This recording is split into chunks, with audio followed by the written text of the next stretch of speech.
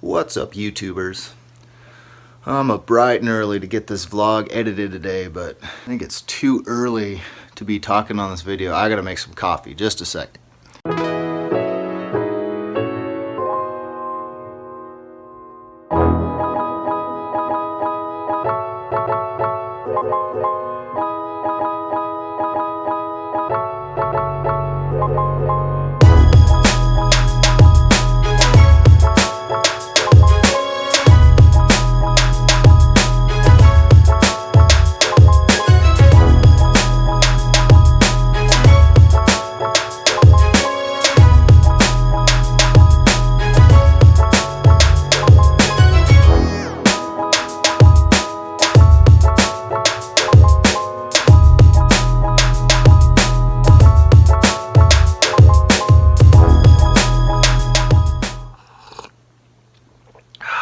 Much better.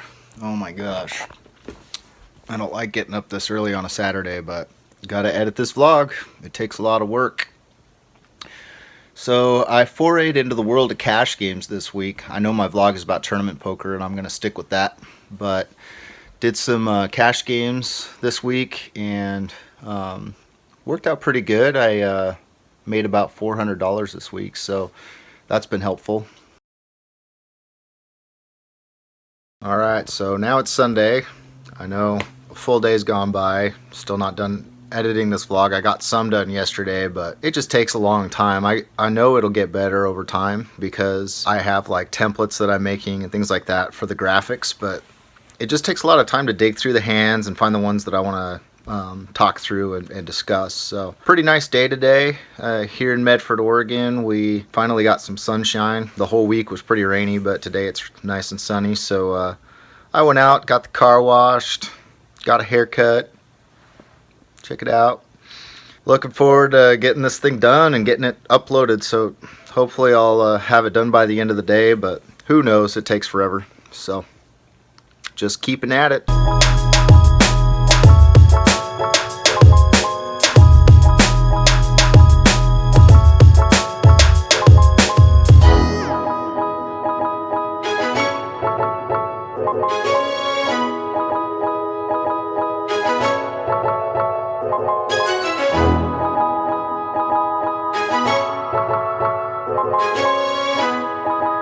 I like car washes because I can talk to the phone and nobody knows. I'm not sitting in public.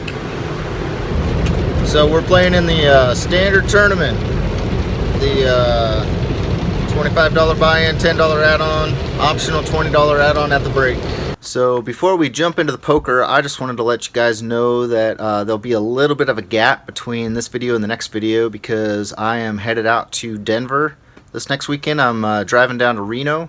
Gonna play a tournament there, gonna do some filming, and then go into ChaserCon, the storm chasing convention, and might make a separate vlog or include it in the Reno vlog. I'm not sure yet, but either way there'll be a new vlog out after I get back from that, so look for that video coming up after this one. So let's get to some poker. Kind of. In the early stages of a tournament, when the blinds are really cheap, here we're at 1-2, I like to play a pretty wide range of hands, especially in late position. So here I play with 4-6 suited. Nothing hits the board and it gets bet ahead of me, so I go ahead and fold this hand.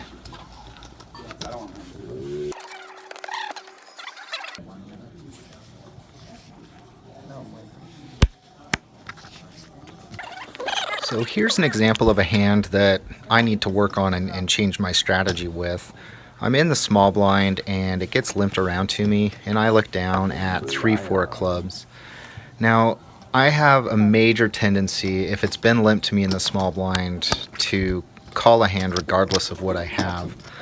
But if you think about it, I'm out of position. Yeah, my cards are suited, but if I hit a flush, there are so many other cards that can get there ahead of me, and really what am I trying to chase here? There's not much value in it, and the flop comes out and of course 2 clubs are out there, and you know there's a bunch of limpers, so I think middle position puts out a bet of 800, And because of the 2 clubs, I go ahead and call. There's a couple of other callers. The turn is a blank and no clubs come. The betting's getting bigger and I just go ahead and fold. So, I mean, I only lost 1,200 in chips, which, you know, we start with a stack of 30,000 in this tournament. So that's pennies, but I still lost 1,200 in chips, and there's just no reason for me to be in this hand. So that's something that I need to work on in my tournament play. In this hand, the blinds are at 200, 400. We're in middle position, and the under the gun player limps in. We look down at 7-8 of hearts, which that's a hand I might not play normally, but since it's been limped ahead of us, I'm okay with limping in here just to see what comes out. It folds to the blinds. The small blind and the big blind both call, so we go 4-handed to a flop. The flop comes out King Jack 9 rainbow with 1 heart.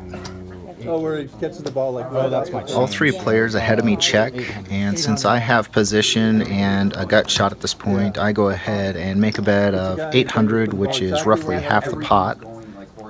The small blind calls, the big blind calls, and the under the gun position folds. It is. That's why you kind of wonder about Lando's thinking. The turn comes ace of diamonds, and both the small and big blind check to me, and because they had called on the flop, I just go ahead and check behind in case one of them is going to call me down no matter what. Yeah. Run the ball The up. turn is the 3 of diamonds, and both the small blind and big blind check again. And I know at this point I'm not going to win this hand if I don't bet, so I go ahead and make a bluff of 2,000. The small blind insta folds, the big blind thinks for a second and folds, so we take down that pot. But I thought about all. So in this hand, the blinds are at 400, 800. We are in middle position, and under the gun plus 2 raises to 16. We look down at ace 8 of clubs. I like suited aces, so I go ahead and make the call. It folds down to the small blind, who happens to be my friend Troy, who you might remember from previous vlogs, and he decides to come along as well. So we go 3-handed to the flop. The flop comes out ace 8 6 rainbow with 1 club, so we hit top 2 pair, and the original raiser checks. So I go ahead and put out a bet of 3,000.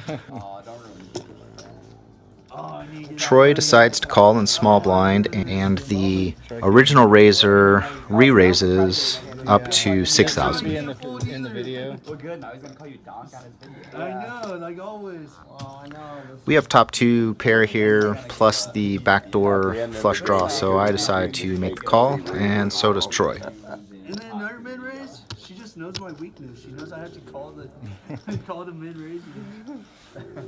I check. In the dark. Oh my god. The turn comes out 5 of diamonds, and the original raiser makes it 4,000. So she's slowed down a little bit, which indicates a little lack of strength. And I go ahead and make the call, as does Troy.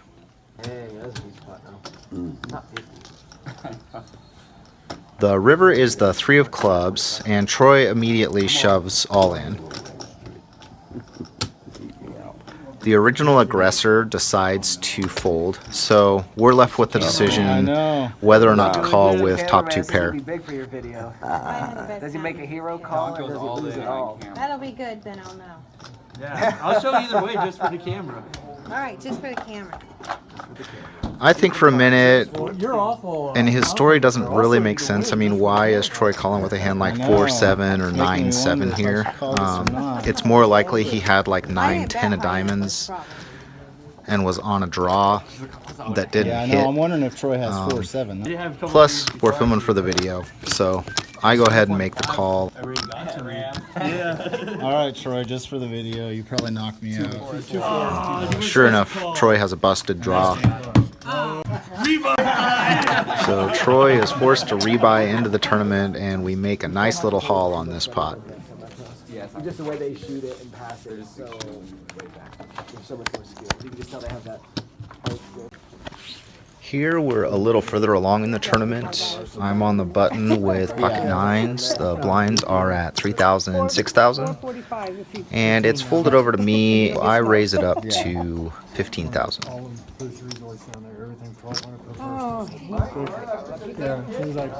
The small blind calls and the big blind folds, so we go heads up to the flop. The flop comes out 9 of hearts, 6 of hearts, 4 of diamonds. So we hit top set and there's a flush draw on the board. The small blind checks. I decide to go ahead and bet 10,000 and she calls. The turn is the ace of clubs and the small blind leads out for 10K. And she only has 10K behind, and since I have the set here, I'm assuming she's hit an ace, and I just go ahead and put her all in for 20,000, and she snap calls. She turns over ace 6 and has 2 pair. So the only card that can help her at this point is another ace. The river comes out 2 of spades, which is a brick, so we take down that hop.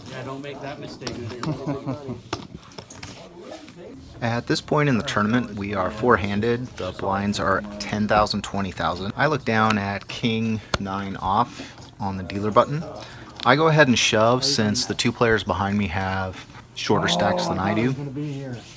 The small blind folds and the big blind calls with ace 3 off. Pull the camera out. Yeah, he's got me pretty good here. Let's see if my 6-3 was good. I had a king 5. Ouch. Is camera boy going down?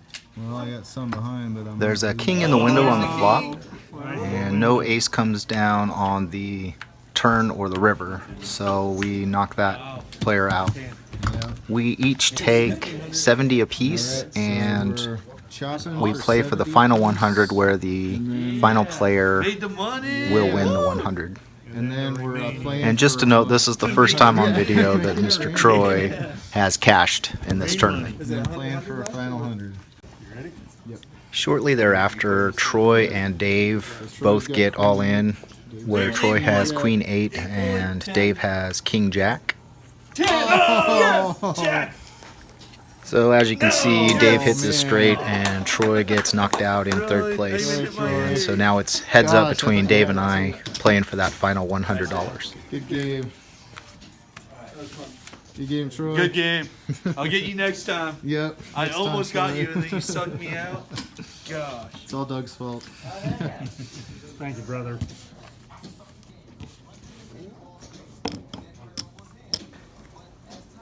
Now that we're heads up and the blinds are so big, we're pretty much shoving with any ace. And I look down to find ace 5 of clubs, so I go ahead and shove. And Yep. Dave has ace 8 of hearts, so Alright.